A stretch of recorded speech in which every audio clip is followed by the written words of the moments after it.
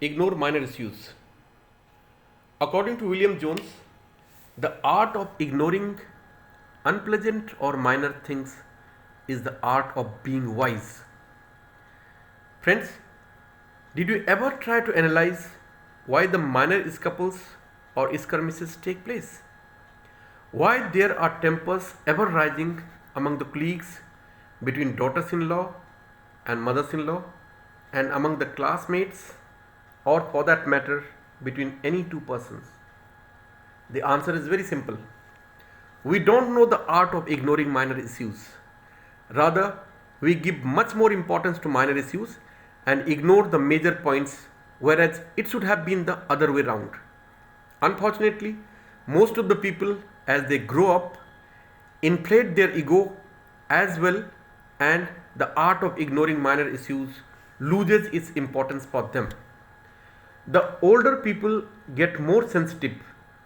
They become more concerned towards the minor issues and as a result lose their respect. The ego tussles between superiors and subordinates is also the result of this policy only. How dare you raise your voice against me? How dare you not wish me? Are some of the minor points which often lead to a conflict between the two people. Argument for proving yourself right and others wrong is not going to help anybody. Everybody in the world thinks of himself to be the only right person. Arguing or fighting on establishing supremacy reminds me of one incident at Delhi Zoo. It was around the year 1996 during my summer training of MBA course at JK Papers that I was living inside one of the official bungalows at Delhi Zoo near Supreme Court of Delhi with my maternal uncle Mr. D.P. Bankwal, the then joint director of the organization. One day, while going for a morning walk, I saw two wild donkeys grazing together. Suddenly, they got violent and started kicking each other. They went on kicking each other with their hind legs till both of them were completely exhausted and even bleeding. I watched the donkeys in surprise for 10 or more minutes and was doubly surprised to see them grazing together once again. When I came back after morning walk, I narrated the incident to my maternal uncle. His remark was, "That's why they are called donkeys." Well, they were donkeys, so it was beyond their intelligence to comprehend the uselessness of that unnecessary fight, resulting in injuries to each one of them, and after complete exertion, reuniting. But then, what about human beings? Why do we also act likewise? Why can't we ignore minor issues to keep away the bigger troubles? There is need for a deeper and wiser thinking on the part of all of us.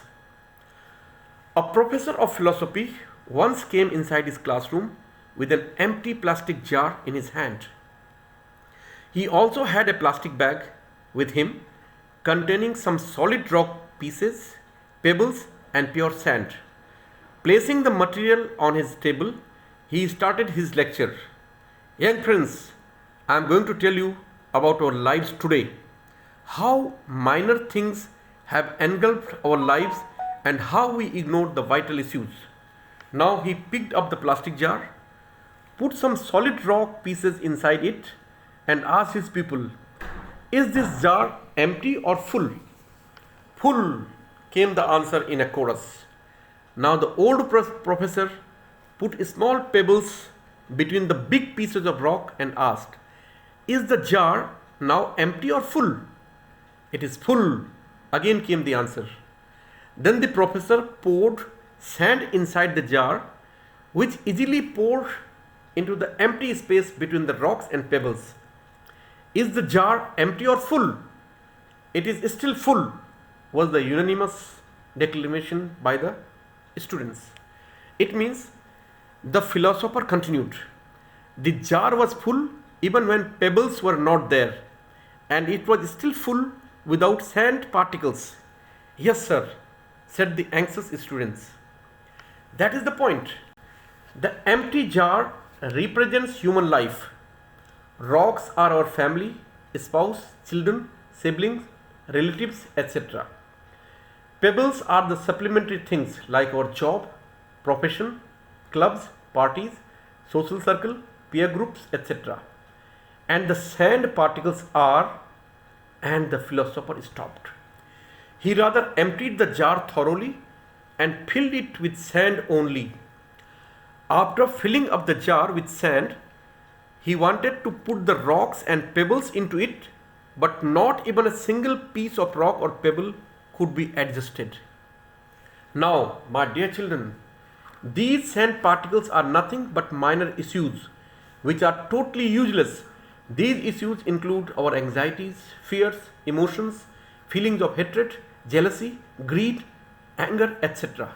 Ironically, these minor issues have engulfed human life and we don't get sufficient time for the major issues like our family, children, profession, etc. So interesting was the immediate reaction of the people. Yeah, put this philosophy into practice. Don't let the minor issues rule your life. First thing first. First your family and then your job, and these sand particles must be given the last chance. Is it clear to everybody? Yes, sir. Thank you. Now, to talk of Indian mythology and history, I am going to draw everyone's attention to the infamous duel between Ravana and his younger brother Vibhishan. It was a minor issue between two brothers, one advising another in the larger interest of the family, but Ravana, the elder brother, took it a bit too serious, and then the result is known to the entire world. Ravana should have taken the advice of his brother sportingly, and if he was not to pay heed to the advice, the brother should have been treated tactfully. Why Ravana, the bravest and most knowledgeable man of his time, was not able to see the far-reaching consequences of letting his brother unite with his enemy? Why should any wise man on earth have that larger-than-life ego, not even to ignore the small mischief of a loving brother? No Indian can forget the incident of fight between Prithviraj, the last Hindu ruler of Delhi, and his cousin Jayachanda, the king of Kannauj. It all started with a minor issue. Jayachanda organized Swayamvara of his daughter Sanyogita, but did not invite Prithviraj to the contest. The issue should have been ignored by Prithviraj, as every father has got full right about whom to invite as a prospective bridegroom for his daughter and whom not. Prithviraj could not tolerate his insult and forced his army at the Swayamvara and forcibly took away Sanyogita to make her his bride. It was a fatal mistake by Prithviraj Chauhan to satisfy his ego and thereby inflating the ego of Jayachand. Some historians say that Sanyogita was in love with Prithviraj and she actually had invited him to kidnap her. Whatever may be the reality, Jayachand should have ignored the matter as Prithviraj was the most powerful king of the northern part of Bharatvarsha and only forced to rely upon against any foreign intrusion.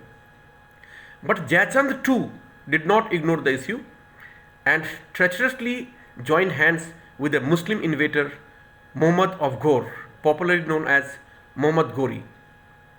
Prithviraj was killed and Delhi became susceptible to the invaders and plunderers of the world. There can be no other story than this, which pushed our motherland into 800 years of subjugation and thwarted the attempts of the Hindus to establish a Hindu empire across the country. Even if we go by the theory of evolution, we should have been wiser than monkeys, which have distinctly categorized groups in hierarchy: alpha, beta, and gamma. Alpha being the senior-most leader of the monkeys group, beta is the deputy of alpha, and the gamma is the third generation leader. When the levels of leadership are clear, There is almost no chance of any fallacy. All the monkeys in a group express their respect towards the alpha male by showing their rectum to him. It is mandatory for every member of the group to show its hind part to the leader, expressing respect for him. But in case if any young one forgets the protocol or does so deliberately, it is not punished instantly by the leader. Rather, the mature ones immediately take the erring ape aside and teach it the manner gently.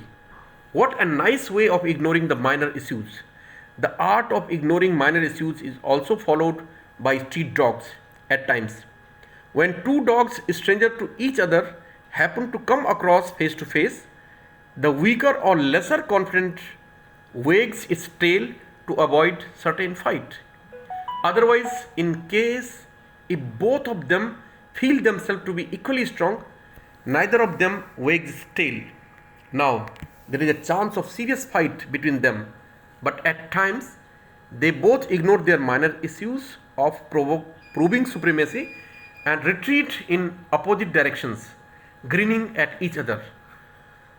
Now, following are two tales from the behavioral patterns of elephants and lions that these two jungle giants show towards each other. Once a lion cub, in its haste, tried to establish its supremacy over other animals by asking a question to everyone: "Hey, who is the king of this jungle?" It was pampered to listen the same answer from every animal: "Oh Lord, it is you only." Now the cub happened to come across an elephant calf and repeated the same question to it as well. The calf ignored the cub and kept shawling. The proud cub did not let it go without answering. Now the calf could no longer control its anger. It caught hold of the erring cub in its tusk and threw it onto the ground with a thud. The lion cub, by now realizing its limitations, shook the dust out of his body and remarked, "Friend, you should have told me that you don't know the answer. Why did you get so angry? Okay, I forgive you. Let's be friends now." There is another tale, in fact, the reality of jungle life. The lion is undoubtedly the king of jungle. It is the strongest animal. But then, an elephant is also the biggest land animal. Both of them are capable of destroying each other. So, the nature has taught them a good lesson to survive independently without coming in the way of each other, and thereby keeping both survived till day. Whenever a lion and an elephant come across in a jungle path, the elephant stops in obeisance to the lion, and the lion has to change its path in order to avoid a sure conflict. What a great way of mutually respecting each other's supremacy and avoiding troubles. Believe me, there can be no bigger mantra for attaining mental peace than ignoring the minor issues like "he did not wish me," "he is jealous of me," "how dare he disobey me," "he thinks of himself to be great," "I am being ignored," etc. A good mind should not be allowed to ponder over these issues. It is certain that nobody can take away your happiness without your consent, and nobody can insult you without any role played by you. But if it happens by chance or by luck, you must take it sportingly, try to learn a lesson out of it rather than pondering over it and getting disturbed. Finally, if there has been a great injustice to you in reality, which you cannot forget and forgive, then also ignore forever, because there cannot be greater revenge on anyone than totally forgetting about that person forever, removing that name from the book of your heart. Remember, if you want to live in peace, ignore the minor skirmishes with your family members. It is natural to have differences of opinion and minor arguments with wife, children, parents, siblings, etc., as we take them for granted. But do love them anyway. Let the husbands, wives, brothers, children, parents, everyone live a life of their own.